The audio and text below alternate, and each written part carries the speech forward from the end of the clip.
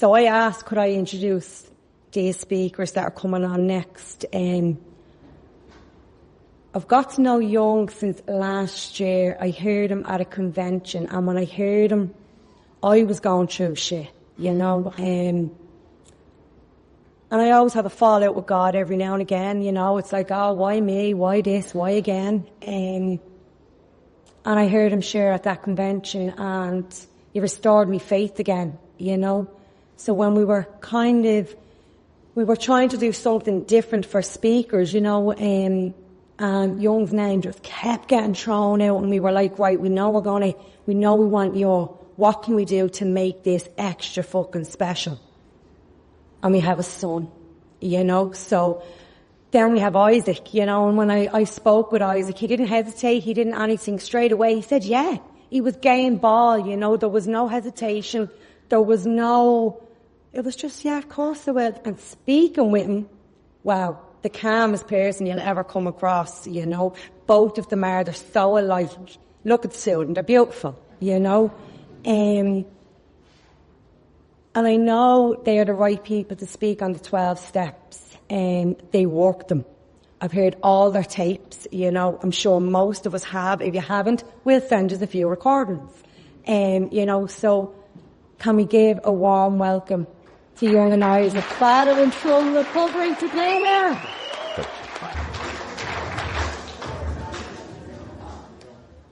Hi everyone, my name's Isaac. I'm a recovered drug addict.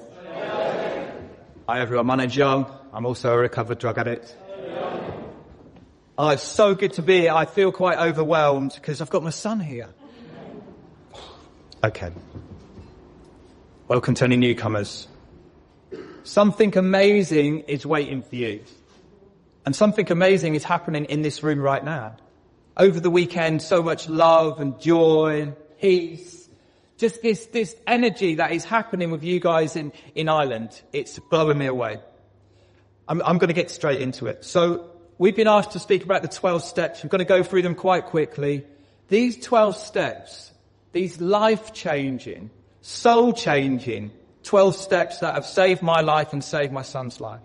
They've led me to a God of my very little own understanding. A God that is pumping my heart right now. A God that's making these words come out. A God that's making me feel like I want to cry. And I'm too hard for crying. I'm not today though. My heart has been made soft by these beautiful 12 steps and by you guys. So I'm going to get into step 1. I'm going to say the good news before I get into the bad news of step 1. The good news is this program works 100% success rate for those who live a 12-step spiritual program of usefulness and getting close to this power. The bad news is step 1. The bad news is step 1. If you're a drug addict like me or an alcoholic like me, it isn't if I'm going to use again. It's when, if I rely on this, my mind. My history tells me that. But for so long I was so stubborn for you guys who are saying the militant guys amongst us, there's nothing you can do about this, Young. I get what they mean today. They meant any plans, any intelligence you come up with in your mind, your head will always twist. So I'm going to break it down. We admitted we were powerless over alcohol, drugs, dash, and that our lives had become unmanageable. I've got to watch the time also. So I need to know, what is it that I'm admitting to? I could accept the allergy thing, right? I know when I put heroin, crack, booze, whatever, into me, I'm a mad dog and I can't stop. But then you guys told me, but the main problem is not in your body, it centers in your mind. I said, what do you mean? He said, that story you just told me, Young, about coming out of rehab number 4, and you believe you're fixed. Because this is the thing about this illness. The ego rebuilds and tells me that I'm okay now. So my sponsor said, you told me this story, 8 months clean, walking down the street, new Air Max, new girlfriend. I'm considering getting the step 3 prayer tattooed on my back. I'm putting all my chips on Facebook. I'm like recovery champion. I've got this. I have got this. I don't need to do any of this nonsense. I just can do it. I can do Young's Anonymous. And I'm walking down the street, no cloud on the horizon, like, you know, Fred's story. And suddenly I see this geezer who looks like he's just been dug up, looked like I was looking like 8 months ago, and my head, that looks all right. Has it happened to you? I know it has happened to you, right? There's the insanity. I need to be restored to a sanity because my head twists and tells me a lie. And in that moment, I cannot bring the faces of my children who were crying a few months ago, please, Daddy, don't do it again. Don't go into another detox, hospital, psych unit. I promise I won't, kids. And I don't get any choice over when that's what I'm really powerless over. Of course, once I start, I'm powerless over that. But it's that thought. Has anyone had a random thought this morning? Like about a kid that you beat at the egg and spoon roast 20 years ago. And you think, where did that come from? Did you choose for that thought to come into your head? No. And all those moments, I didn't choose for that thought to come into my head. How am I doing for time, Izaak? Give me a nudge.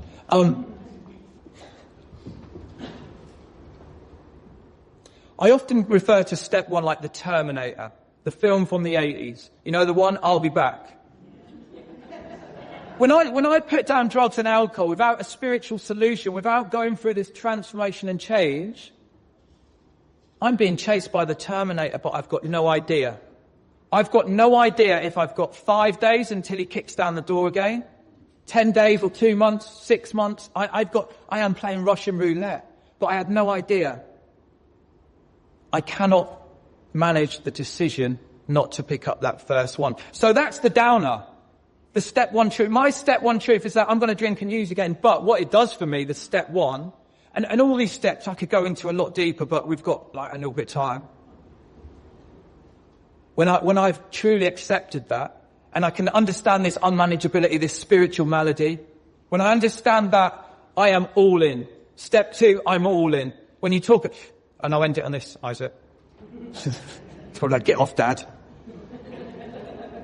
When I truly knew what I was dealing with, when I truly know that I'm dealing with an illness that I can't beat, it's got me in its grip. It is my master. And when my master calls, I am coming. When I truly accepted that, I stopped arguing with you guys.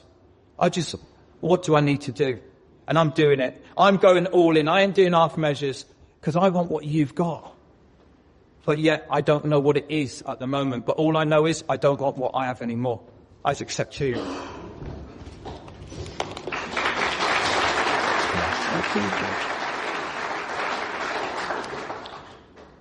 So step two, I came to believe a power greater than ourselves can restore us to sanity. Just before I came up, my head was going to March 2022. I just came out of a really dark winter. I was dying, physically, emotionally, spiritually, mentally. And I had a powerful step one experience and this realization that I couldn't go on anymore, but I couldn't stop at the same time. And it was during this very specific moment in time, this gift of desperation that I was given, where my dad first met me. And in the conversation we had, I remember once he suggested the 12 steps, my head instantly went to, because I'd seen the steps written before, it went to the word God and the fear around that. Because I had lots of ideas on what I thought God was or wasn't, or what I thought you thought God would be or wouldn't be. And he pointed out to me straight away that I don't need to worry about anyone else's conception. More importantly, we're looking at a personal conception of God.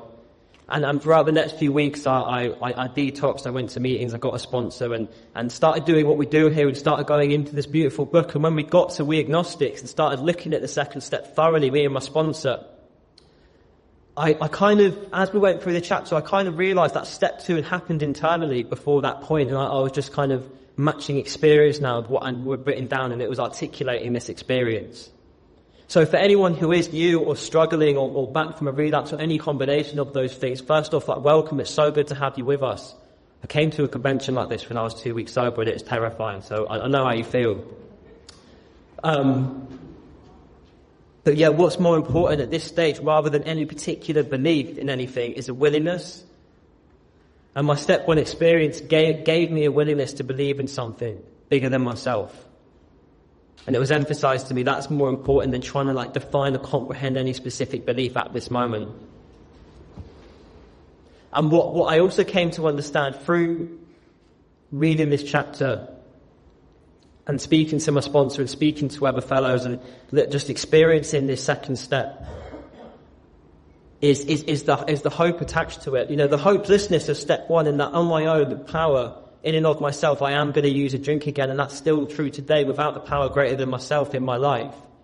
But on the other side of that, over time, as I came to believe in this and get introduced to this solution, and that's what this step is all about, and the rest of the book and the rest of the 12 steps is solution. Now we're looking at how we do recover through an experience with God, through a deep and effective spiritual experience. While looking at the step, and I'll finish it on this, I was taken to the back of the book, the spiritual experience appendix, where we look at what do we talk about when we use those words, spiritual awakening, spiritual experience.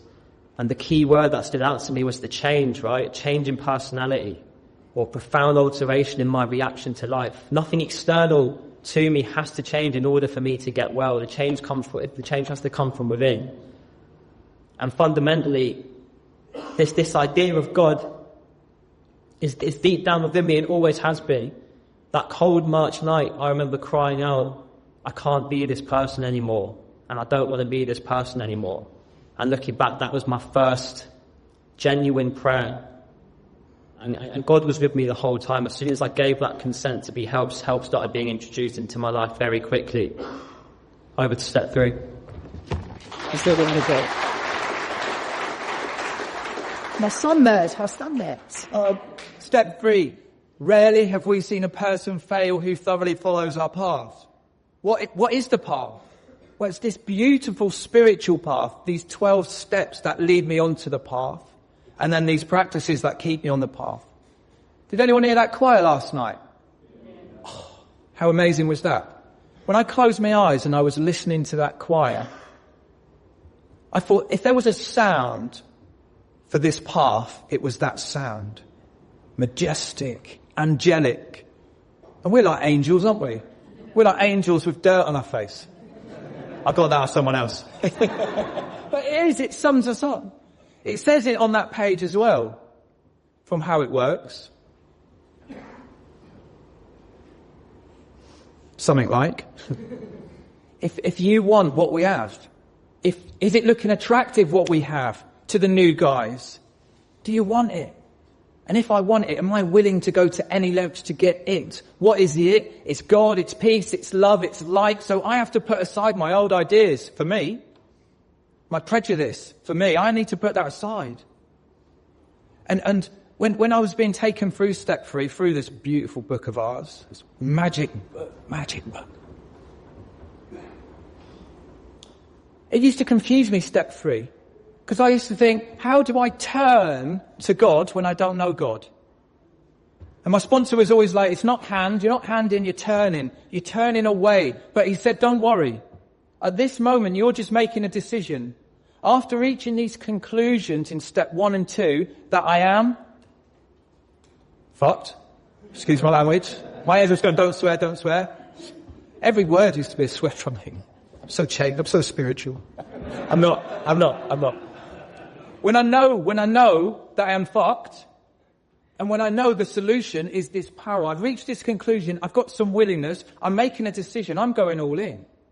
And then we've got those 3 pertinent ideas, haven't we? A, that I'm alcoholic or drug addict, so I know what that means, and I can't manage my own life.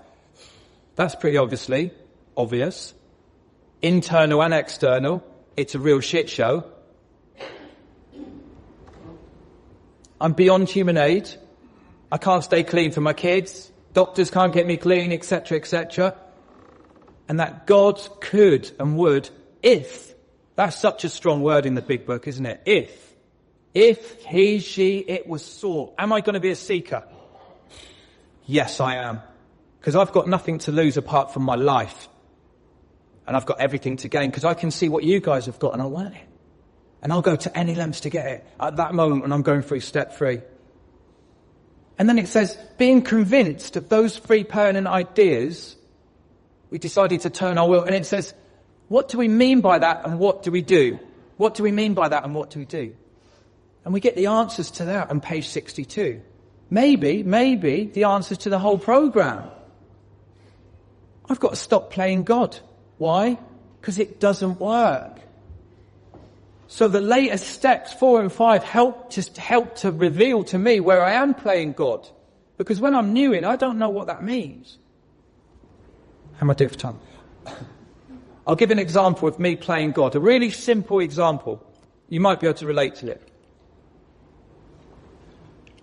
Me playing God. Me and my self-will. Me and my defects of character.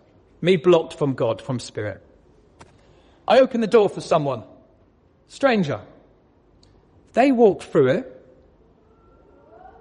and have the audacity not to say thank you. Oh. So what do? Thank you. Thank you. Tut. I'm making it clear to them that they haven't behaved how I believe you should behave. Now, why should they say thank you? Most people will say, because it's polite. Well, maybe not to them.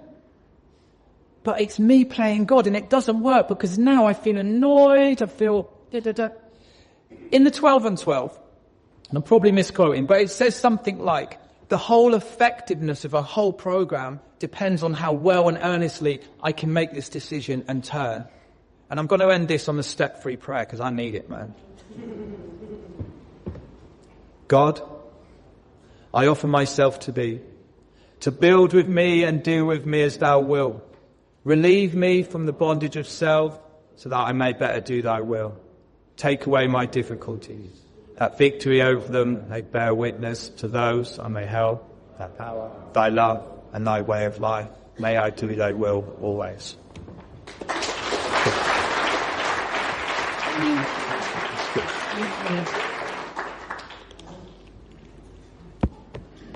So steps 4 and 5.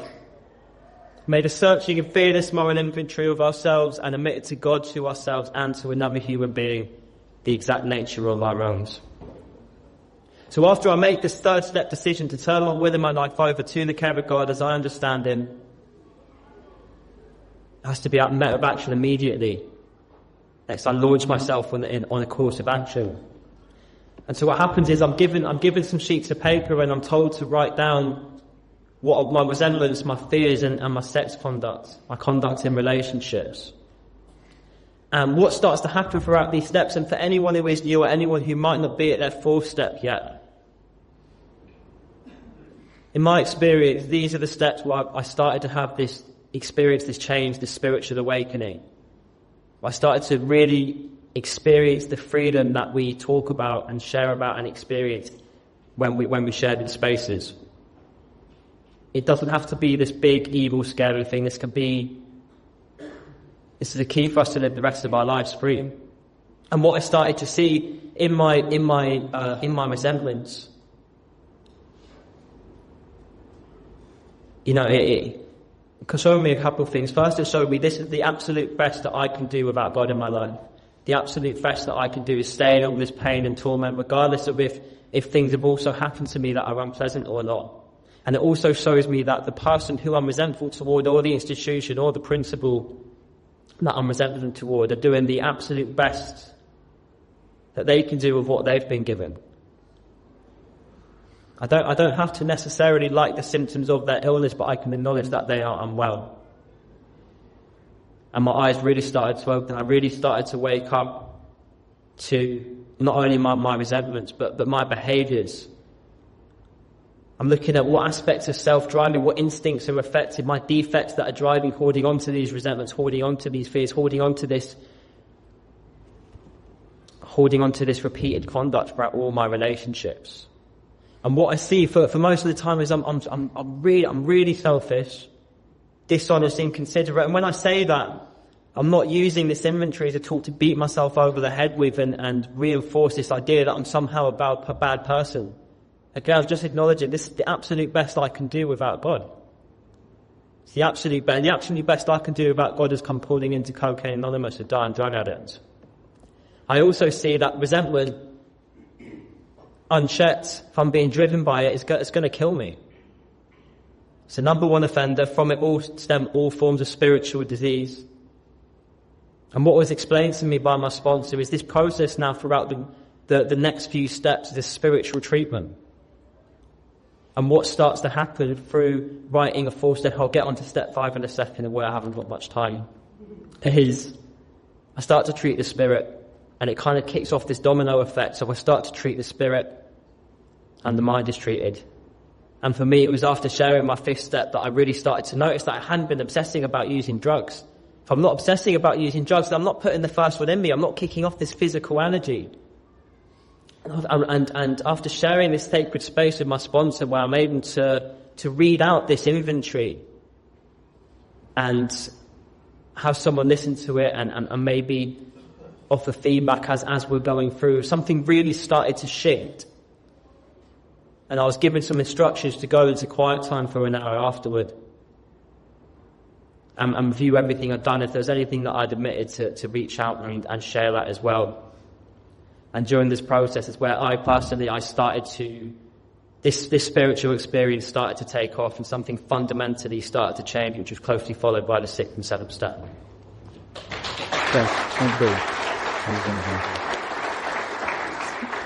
So what was just going through my head then was when the spiritual maladies overcome, we straighten out mentally and physically. It doesn't say when I go to Turkey and get my teeth done, I straighten out mentally and physically. But this is what can happen to someone like me without living this stuff. Suddenly I focus on the wrong things to get well. And I'm a great expert in now not to do this program. And when I came to you guys, I had 1 bag of clothes, no job, no car, 8 stone in weight. And I'm saying that for any newcomers who might be like thinking or feeling how I was feeling. Something amazing is waiting for you if you want it and if you do this program. Anyway, back to this.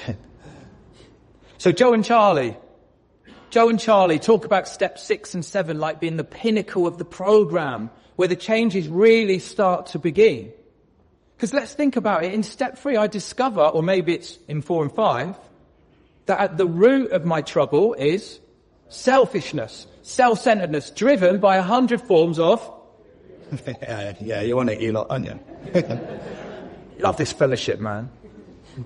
What comes from fear?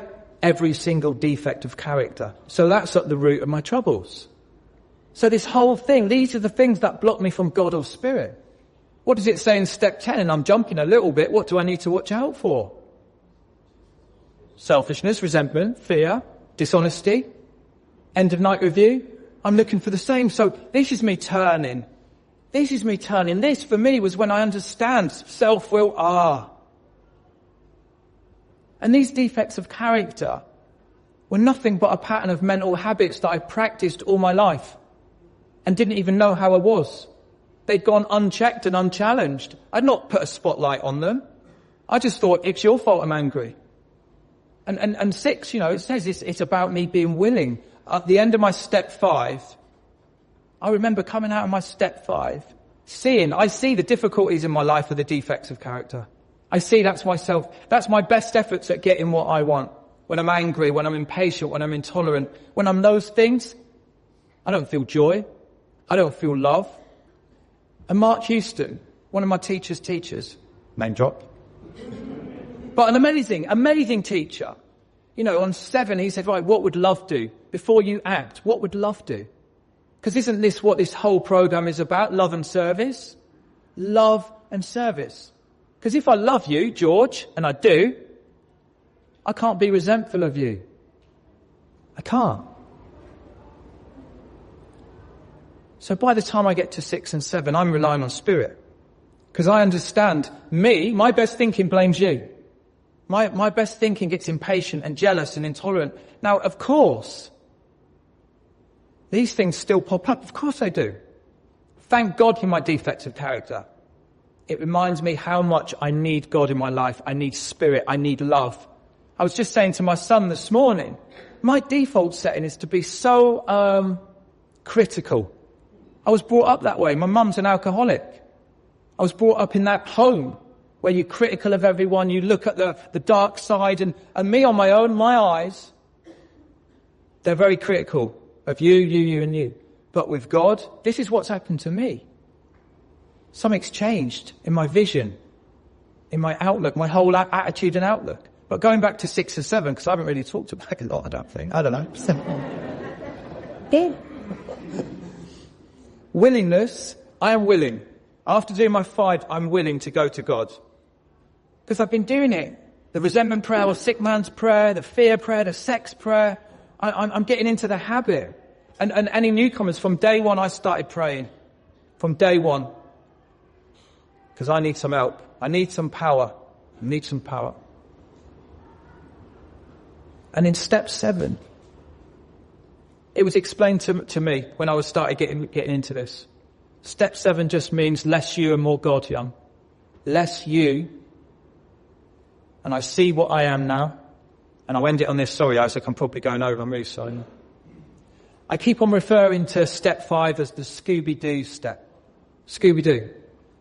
You know when they're chasing someone around in Scooby-Doo? And they catch the geezer, and they take off the mask, and they go, oh my God, it was Mr. Johnson. That's my step 5. Oh my God, it's me all along. I'm so impatient and intolerant and judgmental and all that. Please, God, help me, because I need help. Thank you.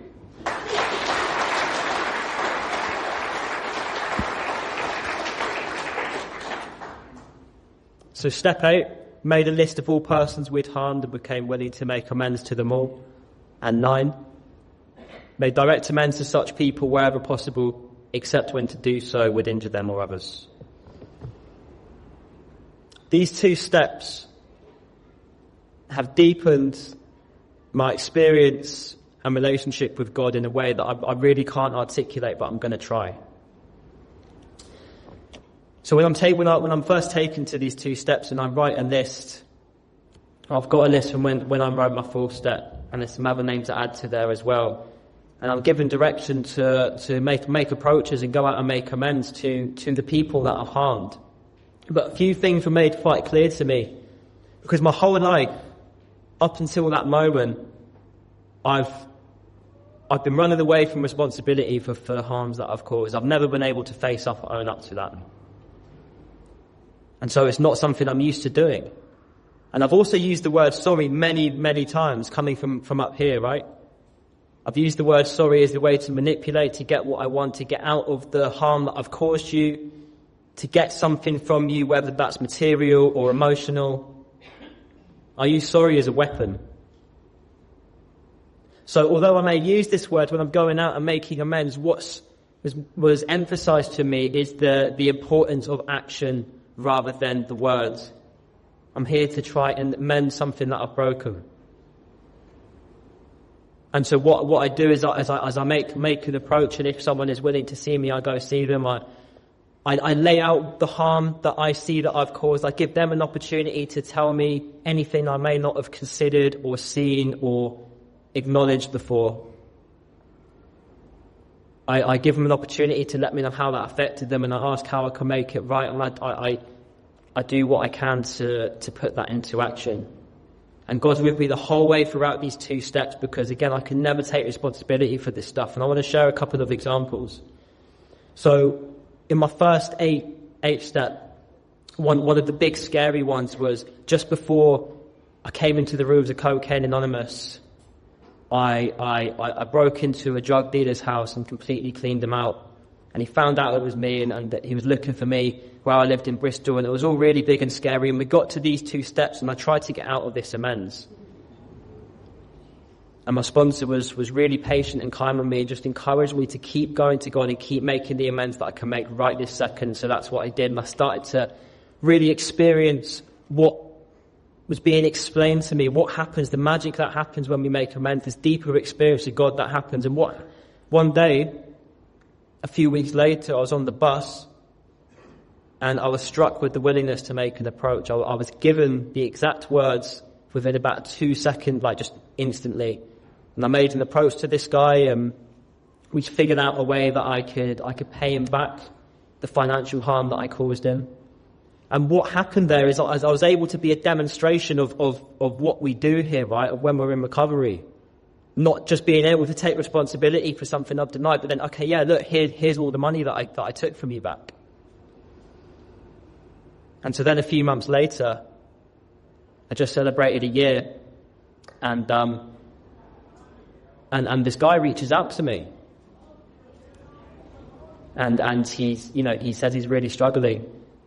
And he can't stop using. He's looking at a prison sentence, and he asked to meet up. And we go to a meeting, and during this conversation before the meeting, I'm able to make a direct amends for the emotional harm that I caused him. I affected his physical and emotional security in a really big way, and I was able to acknowledge that and make amends for that. And I had a really powerful experience that just deepened my faith in a way I really cannot explain, because all my ideas of what I thought was going to happen if I made amends to this guy were just pushed to one side. I had a brand new experience. One more really quick example. I'm just going back through the steps again, and I'm on step 9. And there's a guy I used to live with during lockdown, and we lived in a house that was sold drugs out of, and it was just really intense, really dark and really messy. And basically I ended up causing some harm to him, and I never made amends for it. Something like some reason didn't come up. It wasn't the right time yet, and he came up in this 8th and 9th step. And so I made an approach to this guy. Again, lots of ideas and fear on what I thought was going to happen or not happen if I approached this person. And he accepted my approach, and as I went to meet this person, and he gave me his address, and I found him in this really dark living situation, surrounded by a wide variety of different substances. And in this moment, when I was able to meet him and take him out there and go for a walk in order to make this amends, I've never felt more safe and protected in my entire life. Because today, as the result of this step and the subsequent ones, the drink and the drug problem's been completely removed for me. I'm safe and protected, and because I was on there, I was meeting this person with the intention and the motive to help. God's with me no matter what. And that's just one of the many different examples. And again, my preconceptions and ideas of what I thought would happen or wouldn't happen if I made this amends were completely smashed to one side. I was able to have a small discussion with him about recovery for whenever he may or may not be ready. It's out of my hands. And again, deepened my faith and relationship with God in a way I can't really articulate. Step 10. Enthused, Isaac. You're grounded for selling drugs, son. I didn't even know he sold drugs. Shut. You know what's happened to me and people that I surround myself with, and you guys that I know, as I start getting into this stuff and practicing these principles, my heart softens. That's what happens. My heart softens and my vision changes and my soul changes. I'm sure if you took my DNA, it would be different than what it was when I was that criminal, that thief, flying around the world, smuggling drugs, all that nonsense that I used to do. That man is gone. Because I was like a child in a man's body. And step 10 and 6 and 7, I see like these steps where I start growing up, in a sense. And step 10, I'm going to get my book out, man. Put my glasses on. Step 10, I look at like the harmony step. I get spiritual maturity. I get emotional sobriety. My first sponsor, who's been doing this for a long time, he said, Young, we can go through these steps quickly, but then they're a lifetime to practice, a lifetime's growth. We never get to a finish line. And which brings us to step 10, which says we continue to take personal inventory. I'm going to stop looking at you, and I'm going to be looking at me. I'm going to continue. There's no full stop. And that's exciting for me. Who knows where this might go? And in the book, in step 10, it says we have now entered the world of the Spirit. That intrigued me. What does that mean? Well, we can interpret it in a few ways, but how I look at it today, I'm able to live here, right now, in this moment. And in this next breath, everything is perfect. There's nothing, I know it's in step 11, but it doesn't really matter. The steps kind of start dancing into each other, don't they, when we live them. One of my most powerful spiritual practices is the pause. Because in the pause, there's no fear, no anxiety, no worry, no selfishness, no jealousy. In the pause. So I've started just pausing a lot because I'm a lot of those things. It's so powerful. But going back to step 10, such a powerful practice, step 10. And I think it's 6 lines in the big book, isn't it? 6 lines in the book, the directions, the instructions on how to live a step 10 practice. It says, I continue to watch. So that's my first one. How awake am I? How awake am I today? How much am I watching? And then it says, I'm watching for selfishness, dishonesty, resentment, fear. When these crop up, can't see anything. When these crop up, I go to God. I'm not going to go to the problem to solve the problem. Because if I go in there when I'm in fear, I get in more fear. Like I was in some fear before I came on stage and I went to God. Watch, ask, what's the next one? Discuss. Discuss them with someone immediately, make amends quickly if I've harmed anyone, and then turn my attention to someone I can help. And then it says, doesn't it? Love and tolerance of others is my code. Is that my code? And I have to question it sometimes. Or is it just my code of people that are not challenging? Or is it of everyone? Can I keep on seeing my flaws? Can I keep on seeing when I'm arguing with reality? I'm only in pain when I argue with reality. When I have that resistance against life as life is unfolding. No, I don't like it like that. And step 10 for me helps me to get into that state where there isn't good or bad anymore. There just is. Sometimes it goes my way, sometimes it doesn't. So 4 to 9, expose my ego. Expose my ego. And then step 10, 11 and 12 are these steps that help me to develop and grow this relationship with a loving God, with a loving power, a loving spirit.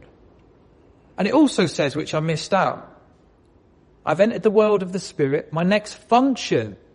So I'm not here just to be okay. I'm not here just to be clean. My next function is to grow in effectiveness and understanding. Or understanding and effectiveness. Understanding of what? God's will for me? My defects, my flaws, my self-will? Who knows? There's so many mysteries being uncovered and revealed the longer I'm on this beautiful path, which I didn't think I was going to get this stuff, any newcomers. I said to my sponsor, I'm not going to get this, because I'd been in and out of the rooms for 10 years. He said, young, you ain't that special. Yes, I am. He said, your mum might tell you that. Well, she didn't, actually. God bless her. He said, you're a bog standard alcoholic and junkie. He used that word for me, junkie, how dare he? He said, this program, this spiritual program, has been working for millions of people since the 1930s. And you're saying you're special and different. And these steps, 10, 11 and 12, not only am I never going to drink and use, if I'm in these, I can have permanent recovery if I keep in this fit spiritual condition. But I'm going to continue to go through this change. I'm not going to be that guy who wanted to kill himself for years, who hated himself. He used to end up in crack houses doing all sorts of crazy shit, man. And never have to do that again.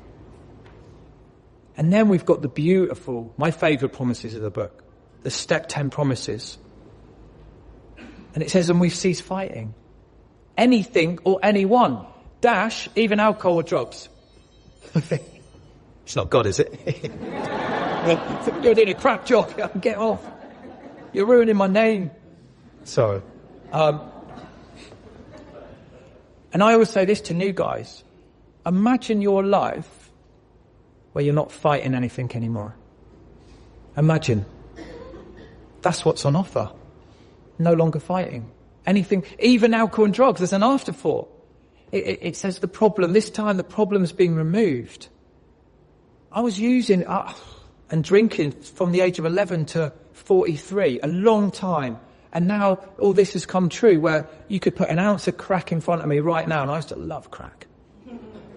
Bottle of vodka, I love vodka. You could put it in front of me now. I wouldn't even get that feeling that I used to get. Nothing. That's a miracle, isn't it?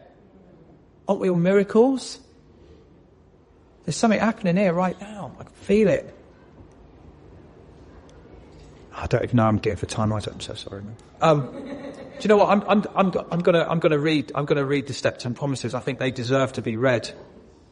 For by this time sanity will have returned. We'll seldom be interested in liquor. If tempted, we recoil as from a hot flame.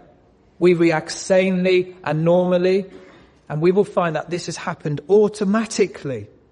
We will see that our new attitude, new attitude towards liquor has been given us without any thought or effort on our part. It just comes. That is the miracle of it. What a miracle to be offered, to be presented with. The miracle of it. Yeah. We are not fighting it. We are not fighting it.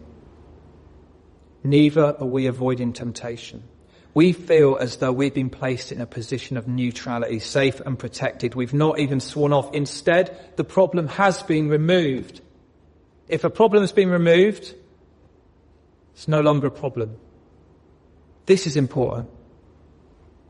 It does not exist for us. We are neither cocky nor are we afraid. I need to exist in the middle of cocky and afraid in humility where God exists, where the Spirit exists, where love exists. Neither cocky nor afraid. This is my experience. And this is how I'm going to react so long as I keep in fit spiritual condition. And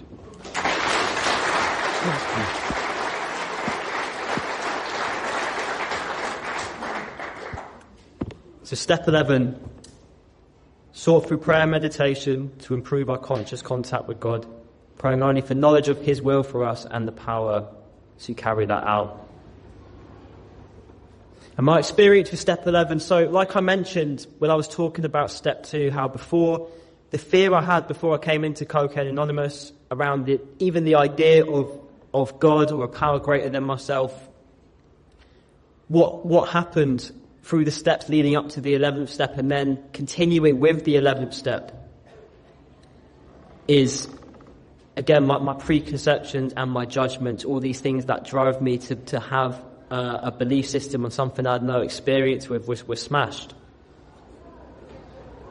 And through the process of 4 to 9 and the practices of 10, just having deeper and deeper experiences with God and building a stronger relationship, I'm then taken to this part of the book where we're given some pretty straightforward instructions and different practices we can implement in the morning, throughout the day and at night. And it's also suggested that we speak to people who practice different spiritual and religious paths and we see where they're right. So that's what I started to do, and as the result of that, I started to build a practice and continue to build a practice that allows me to experience God deeper and deeper and deeper. And today, and literally today, I've been in fear this morning and this afternoon leading up to this moment because I knew I'd be speaking up here. But I'm actually really grateful for the fear and the nervousness I've experienced today, because what it's meant is all morning, all afternoon, up until this moment, and while sitting on that chair, I'm just in a constant state of prayer. Constant state of prayer. Just turning over, pausing, and what I experience from that is what's always been true anyway, like God always is. Always is here. Always is here, and no matter what, I'm not alone. No matter what I can turn, no matter what I can turn. This morning, and for many mornings now, I wake up, I don't come to, spent a lot of time coming to, usually withdrawing, in a lot of fear and in a lot of dread about facing the day ahead. Just that moment where I regain consciousness, and then it sets in that I've regained consciousness of who I am and where I am and what's waiting ahead of me. Today I wake up and I have an excitement and a curiosity for the day ahead, no matter what that day is looking like or not looking like. I feel genuinely alive today, even if, and including like when when difficult stuff is on the horizon for that day. And I'm able to get quiet. And I'm able to ground myself before meeting the world for the rest of that day. It's a complete contrast. What the tools of the 11th step has shown me is no matter what, and very closely tied into the 10th step as well, no matter whatever's going on, I can use it as an opportunity to lean into God. Because I have a choice today. Not over the first drink or the first drug, but where I lean to. And I could lean into the fear, and I could lean into that reconstructed ego that's either giving me a too inflated or a too deflated idea of myself. I'm running on these old belief systems and thoughts and ideas, or I can use it as an opportunity to just go deeper, because what's been shown to me and is continued to be shown to me is no matter what's ever happened in my entire life, even those moments where I would come to from seizures or overdoses and be on the brink of death and unable to stop using no matter what, it always brought me through to the next moment. God's always been with me no matter what. So why today would I think this is the fear I had before speaking, or the if I have financial fear or work security or relationship fear, why would I think this is the first time in my entire life up until this moment that I'm not being looked after? I'm not being held. Part of what this step has shown me is it's all okay no matter what, even if it's not okay. Which, for someone like me, that's like is a revolutionary change in my outlook on life and how I lived and how I acted and how I thought. Everything just is okay today. Even when things get difficult, even when things get painful. I can sit with that. Being able to sit comfortably in silence and just experience. Again, something that I was never able to do, ever. And I always think when I speak about this step, because like I came into Cocaine Anonymous, I'll finish it on this. I came into Cocaine Anonymous because I couldn't stop using drugs, right? I couldn't stop drinking, it was killing me. I didn't want to be alive anymore. And the obsession to drink and to use has been removed. As the result of staying in the middle of this triangle and with you beautiful people and continuing to build this relationship with God and work with others, the obsession's been removed and it hasn't come back today for me since that cold March in 2022. But then so much more has happened as well, like this ability to be still and feel comfortable and to turn when in fear or turn when in resentment. I didn't know any of this stuff was possible. Before I came in here, I thought sobriety was just white knuckle abstinence. And it never has to be like that. This offer of permanent sobriety or permanent recovery is real and available to each and every one of us. Step 12.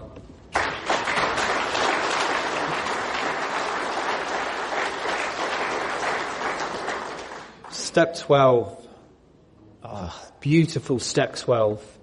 When my first sponsor started taking me through this work and showing me precisely how he had recovered, by his walk, by his example, and I observed him out of the rooms. This was a guy with decades. It was just in the trenches still. You know, and it really rubbed off on me. And he said, and I kept thanking him. He said, "Don't thank me." He was quite harsh. "Don't thank me. When as soon as you get through these steps, you're going to be doing the same. You promised me that. That's why I'm giving you my time." And I said, "Yeah, okay, I promise." And I've always done that, you know. And in step 12, there's three parts in there. Having had a spiritual awakening. Now, I have the privilege of taking a lot of people through these 12 steps. God keeps presenting people to me. Not one of those people who have followed these clear-cut directions in the big book has not had a change, a spiritual awakening, a transformation. And those ones that keep on this path, of course they're welcome. Of course they're helpful. They know their primary purpose. I share this a lot, but this is one of the many things this beautiful fellowship has given me. You've given me the secret to life. The secret to life. I thought it was money. Why wouldn't I be selfish? I've been born into a world that demands I'm selfish. Life is about money and cars and this. No. The secret to life? Yeah. that you've shown me by your example is usefulness. Who would have known it? I didn't know, but I know it today. The more I think of you, that happiness just comes as a byproduct of thinking of you lot. I can't believe it as it comes out of my mouth. So this spiritual awakening, this shift, it says in the step 10 reading, if we've carefully followed directions, we've begun to sense the flow of his spirit into us. Am I carefully following these directions? So spiritual awakening, and then it says we try to carry this message. What is this message? In its most simplistic form, this message is, I used to be a hopeless drug addict, alcoholic, criminal, thief, cheat. I couldn't stop. I couldn't stay stopped. After 4 treatment centres, psych units, loads of hospitals, detoxes, I've gone through these simple 12 steps in this beautiful big book, and I'm no longer like that anymore. That's the simple message in its most simple form. And so I'm going to carry that all day long to anyone who's new in here. You can have it, man. And then it says practicing these principles in all my affairs. Am I practicing them? I fall short a lot. Because I'm used to just practicing defects of character in all my affairs. So I've just got to keep shifting and keep turning and keep praying. And all I have to do in life today is this. Pause, breathe, and allow myself to be led. That's all I have to do. And when I concede to my innermost self that I am no longer running the show, I never have been running the show and never will be running the show, it's the difference between me struggling and just letting myself just, all right, God, what have you got for me? How does this relate to step 12? I don't know. It does. Because the more I walk with you guys, with you lot, the more I walk with you lot, hand by hand, like someone said earlier, no hierarchy here, hand by hand. The more time I'm spending with the Spirit, the more I seem to flow and not struggle, the more time I spend with you guys. And Bill in the big book, he emphasised it so much, didn't he? Because he knew. He said, he talked about permanent recovery, vital, working with another alcoholic or drug addict. My very life as an ex-problem drinker or user depends upon my constant thought of others. On one of the pages, it's relating to the sex inventory, when sex is troublesome, but when anything is troublesome, I throw myself the harder into helping others. It always works. When I used to phone up my sponsor moaning, oh my God, this has happened. Go and help someone young. Always said that. Always. I ain't listening, just go and help someone. And I didn't like him for saying it, but he used to say this to me, I care more about you than I do hurting feelings. But he was a kind man, and he is a kind man. So this is the beautiful step, carrying this beautiful message. This is what we're all doing here today, isn't it? We're all demonstrations of what this power is doing for us. And it's amazing. Is there any newcomers here? Anyone? There's a couple. Lock the doors. It is a cult. Must go back. It's not. It's amazing, man. It's amazing. You do not have to struggle. Something amazing is waiting for anyone. All right, I'll end it on this. This is what happens to us who get on this path, stay on this path. Imagine if a doctor came up to me today and said, "Young, You've got a terminal illness. Got terminal illness. But I've got this magic medicine, and if you take it every single day, not only will your illness never return, but you'll become kinder, more gentle, more loving, more patient, more tolerant. Am I going to take that every day? Well, can I just take half? Bit busy today. So, I'm not going to do half measures, middle of the road. Whenever anyone says they're going to stop, they don't, but I will. I remember he said to me, Young, do you want this recovery? Or do you want to be rocketed into this fourth dimension? I love that one. Such a privilege to be here. I feel so lucky. Thank you so much, all.